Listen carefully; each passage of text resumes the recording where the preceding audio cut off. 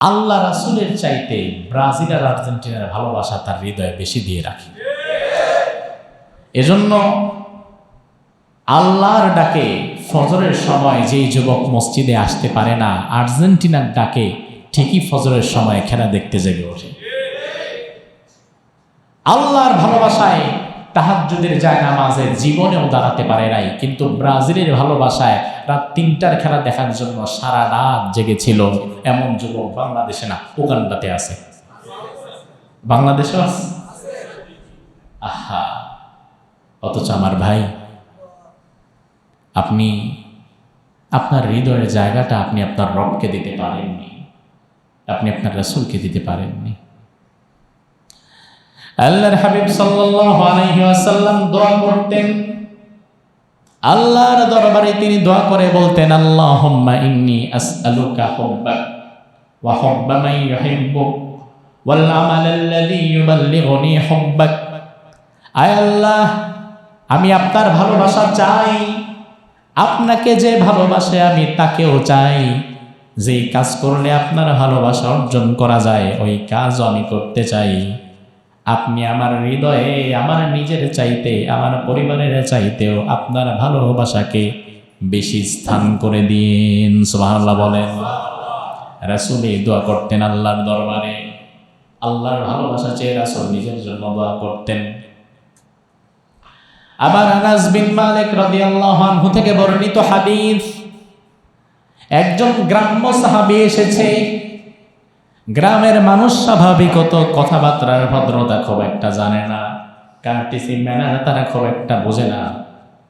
একজন গ্রাম্য সাহাবী বিশ্বনবীর মজলিসে এসেছে, রাসূল কথা বলছে, এমন সময় পাশ থেকে এসে বলে, ইয়া রাসূলুল্লাহ মাতাসাহ।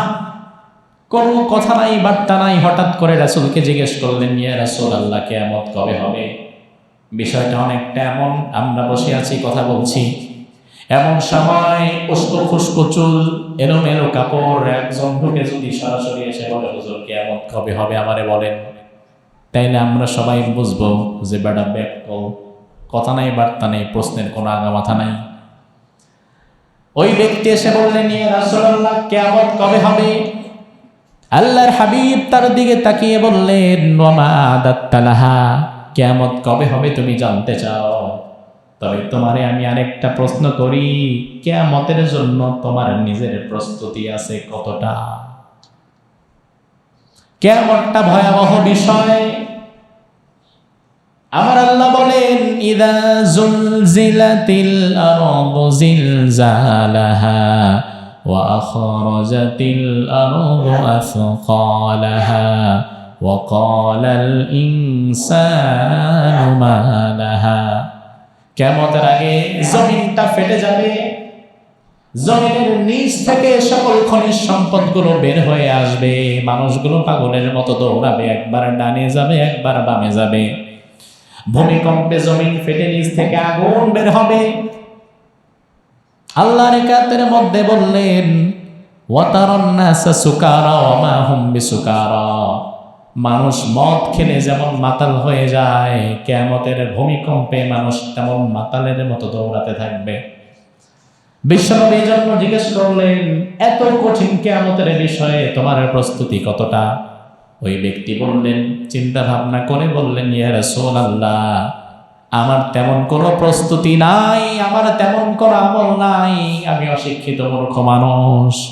তবে আমার একটা আমল আছে, এটা আমি মন থেকে বলতে পারি, সেটি হচ্ছে ইন্নী উহিব্বুল্লাহ ওয়া রাসূলাহ, আমি আমার নিজের চাইতে আল্লাহকে এবং তার রাসূলকে বেশি ভালোবাসি। আরো জোরে কম। সাহাবায়ে কেরাম তার দিকে তাকিয়ে আছেন, বিশ্বনবীও তার দিকে তাকিয়ে আছেন। আল্লাহর হাবিব এবারে কথা শুনে বললেন, তুমি যদি তোমার জীবনের চাইতে আল্লাহকে আর আমাকে বেশি ভালোবেসে থাকো, তাহলে তুমি শুনে নাও, আনতা মা'মান আহবাবতা, তুমি যারে ভালোবেসেছো আল্লাহ তাআলা তার সাথে কিয়ামতের ময়দানে তোমারে রেখে দিবে। এজন্য আমাদের ভালোবাসার জায়গাটা সর্বোচ্চটুকু রাখা লাগবে আল্লাহ এবং তার রাসূলের জন্য, ঠিক কি না? সর্বোচ্চটুকু ভালোবাসা রাখতে হবে তাদের জন্য।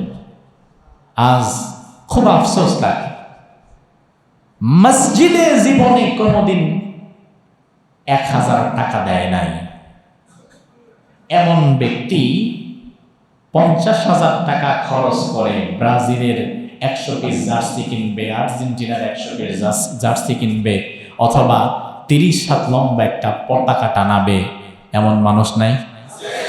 হিন্দু না মুসলমান? মুসলমান।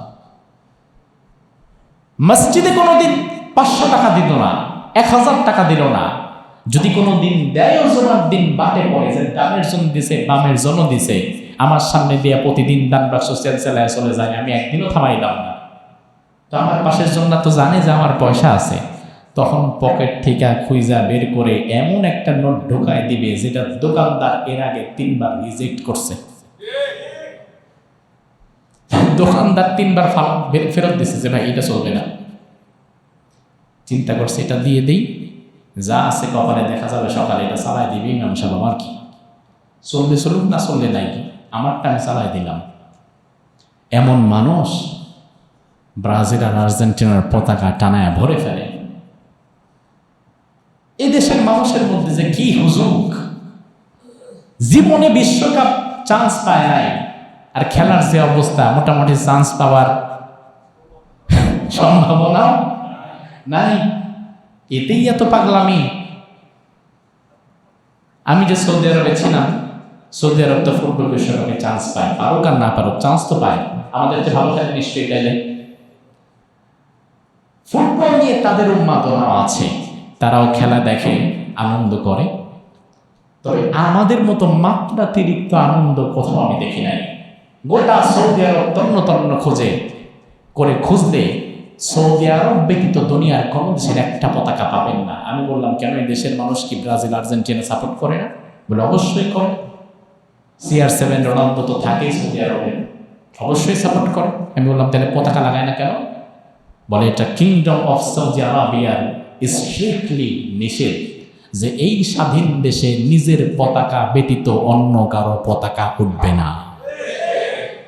এটা ব্যক্তিত্ব। তোমার সাথে জীবনে বাংলাদেশের পতাকা ওঠে নাই, কিন্তু আর্জেন্টিনা, ব্রাজিল, জার্মানি, ফ্রান্সের, পর্তুগালের পতাকা ঠিকই উঠছে। ব্যক্তিত্বহীন জাতি, গায়রতহীন একটা জাতি আমরা। নিজে খেলেও না, খেলতে পারেও না, আরেকজন দেখে না পাই, খুব খুশি। অথচ এর দ্বারা তোমার কি ফায়দা? একটা ফায়দা দেখাও যে এর দ্বারা আমার এই ফায়দাটা হচ্ছে। আমার ভাই, আপনি কাকে সমর্থন করছেন? কার পক্ষে আপনি যাচ্ছেন? খেলাকে খেলার জায়গায় রাখেন। খেলাকে যদি আপনারা স্রেফ খেলার জায়গায় রাখতেন, এই ফালতু বিষয় নিয়ে কথা বলার কোনো দরকারই আমাদের ছিল না। কিন্তু আপনারা তো খেলাকে খেলার জায়গায় রাখেন নাই, আপনারা খেলাকে জীবন মরণ যুদ্ধের জায়গায় নিয়ে গেছেন। এজন্য আপনাদেরকে সচেতন করা আমাদের সময়ের দাবি হয়ে গেছে। আমার দায়িত্ব সচেতন করা, মানা না মানা স্রেফ আপনার বিষয়।